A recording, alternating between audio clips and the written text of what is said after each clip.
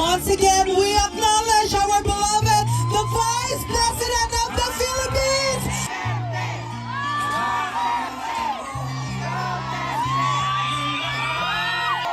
At sa safe na pagbiyahe ninyong lahat papunta dito sa The Hague, Netherlands. At syempre, dahil bumiyahe kayo papunta dito, ay mag-ingat kayo sa biyahe ninyo pauwi lahat sa inyong mga tirahan mamayang hapon. Kapag tawag sa inyong mga mahal sa buhay doon sa Pilipinas, ay nandito kayo ngayong hapon na ito at ibinigay ninyo ang oras ninyo at panahon ninyo para mapag-usapan natin ang estado ng ating mahal na bayang Pilipinas. Maraming salamat po sa inyo.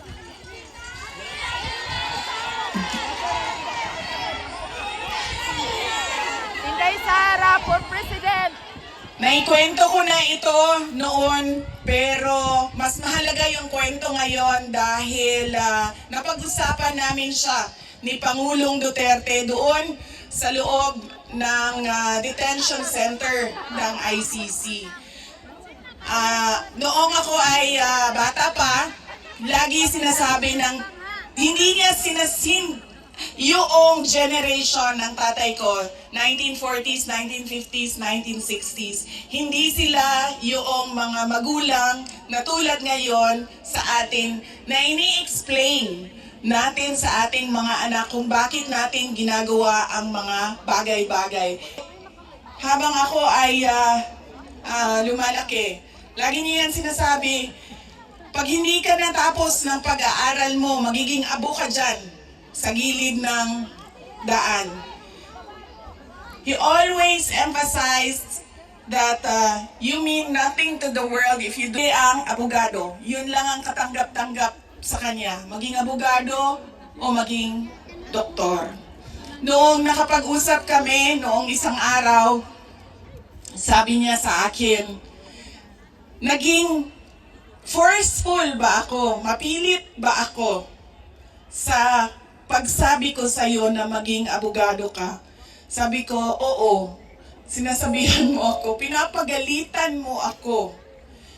Lagi. Kinento ko sa kanya na isang beses, bihira akong umiyak.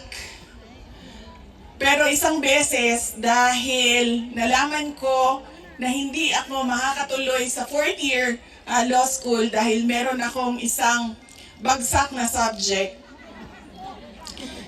Wala akong ibang masabihan nung sakit na nararamdaman ko. Kasi pakiramdam ko, yung tatay ko lang din, makakaintindi sa akin dahil dumaan din siya ng law school. So tinawagan ko siya. Hindi ako makapagsalita. Iyak lang ako ng iyak. Humahagulgul ako sa iyak na sinasabi lang niya, hello, hello, hello, nasaan ka? Nasaan ka? Yun lang ang sinasabi niya, nakidnap ka ba? Nakidnap ka? Tapos iyak lang ako ng iyak. Tapos dalawa lang ang tanong niya na paulit-ulit, nakidnap ka ba o buntis ka ba? At sa akin na nakita niya ang tatay ko, sobrang saya. Yung araw na yun na nalaman niya na naging abogado ako, yun yung sobrang saya niya. At sinabi sa akin ng kaibigan ng tatay ko, sabi niya, hindi mo maiintindihan kaming mga tatay na kaming mga abogado pag nagkaroon kami ng anak na abogado. Ganun, iba yung saya namin kapag nakikita namin na meron na kaming anak na abogado. Sabi niya sa akin doon, sabi niya, pinilit ba kita? Sabi ko, hindi lang pilit. Sinigawan mo ako at pinaiyak mo ako ng madaming beses dahil sa edukasyon at sa pag-aaral. At sabi niya, di buti na lang dahil meron akong abogado ngayon na anak na inutos-utusan ko dyan. Kausapin niyang mga huwes dyan. At Inday Sara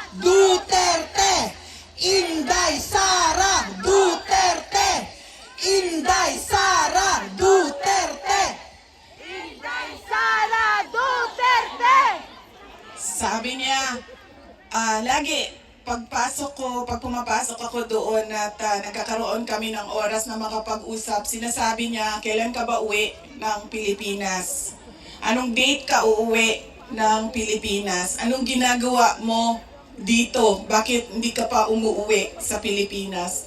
Sinasabi ko sa kanya, inaayos ko lang yung sistema dito at pagkatapos inaantay ko yung mga kapatid ko na pumunta dito. At sinabi niya, ito din, may patama din or diretso din, bullseye din sa edukasyon. Sabi niya, sabihan mo si Paulo na okay lang ako.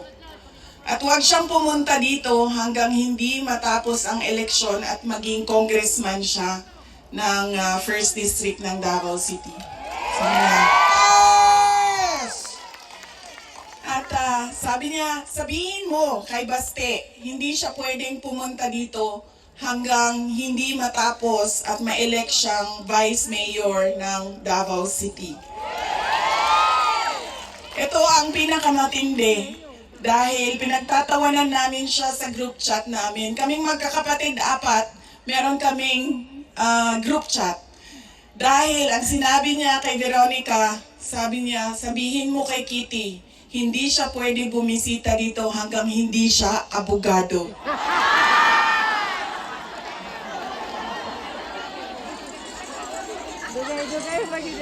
Sabi ni Kitty, grabe ang overacting ni Papa. So ibig sabihin ba mga 5 years?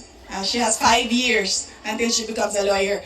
Na meron pa akong 5 taon na bago ako makabisita. Ganon siya kahit na nandun siya sa loob, ang kanyang iniisip, unang-una, yung mga kapatid ko na kailangan magtrabaho para sa syudad ng Davao, yung kapatid ko na kailangan mag-aral. Yun pa rin ang iniisip niya. At kapag tinanong, tumigil na siya sa kakahingi ng Pinoy na ulam dahil parang hindi talaga kaya nung nagluluto sa loob ang Pinoy na ulam. Pero nagpadala ako kahapon ng PDF file ng mga recipes na pwedeng sundin nung nagluluto. Yes! Duterte! Duterte! Duterte! Meron siyang, meron siyang hilig sa Coke Zero at yun lang yung hingi niya. May shopping list doon sa loob. At sabi niya doon sa gwardiya na isulat mo dyan, 2 case ng Coke Zero. Kahapon, bago ako umalis, tinuruan ako ng gwardiya. Sabi niya, pwede ka naman bumili dyan sa vendo, tapos iiwan mo para sa kanya. So sabi ko, Papa, anong gusto mo dito? Sabi niya, Coke Zero lang. So bumili akong 4 na Coke Zero, iniwan ko sa kanya. Sabi ko pa, that's 1 for each day pa ha. So today, tomorrow, Saturday, tomorrow Sunday, Monday, Tuesday, Wednesday. Dahil darating na yung grocery list mo by Wednesday. At sagot niya sa akin, bakit isa lang? Sabi naman nung gwardiya, sabi niya, he has to have at least 2 because he already drank upstairs 1 Coke Zero. And then sabi ko, sige pa, sabi ko, babalik naman ako sa Lunes. Sabi ko, 2, bukas Sunday, and 2 sa Monday, tapos i-replenish ko na lang yung Coke Zero mo. Sabi ko sa kanya, alam mo pa, sinasabi sa iyo ng doktor, maglakad ka daw.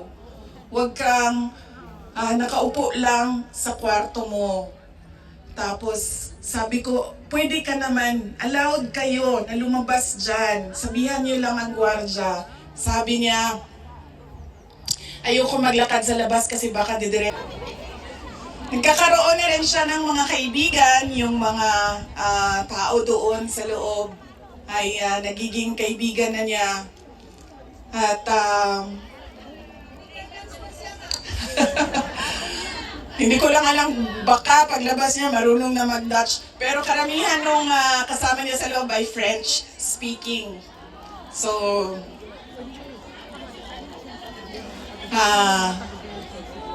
baka paglabas niya, no, di na kay kamao magbinisaya, tingala tama. Voulez-vous coucher avec quoi? Tingala na. Whatever that means.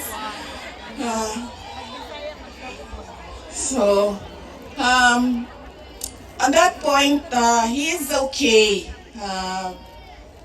Okay naman siya. Pero as a lawyer, kasi alam niya yung batas eh. Alam niya kung anong nangyayari. Kaya medyo persuasive siya.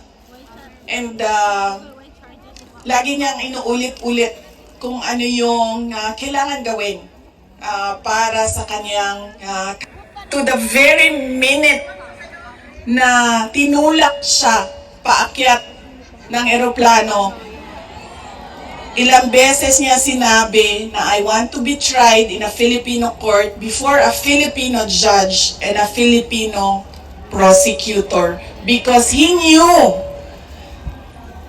that number one, wala talagang basihan yung kaso. 43 counts of murder ang sinasabi nila na thousands. Totoo yan, ma'am. Kaya minsan naisip ko, naging kaso lang ba ito dahil sinusulat sa media na thousands ang namatay? I do not even understand paano naging crimes against humanity ang 43 counts of murder na ngayon ay lumalabas, hindi naman ata totoo lahat yung mga witnesses at yung mga complainants. But that is a thing for the courts and the lawyers to discuss inside. Ano bang pwede nating gawin?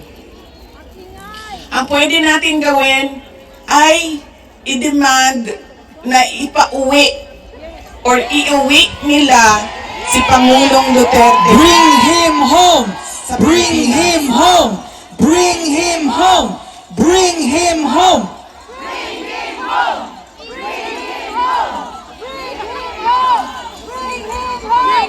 Dahil yun din ang gusto niya.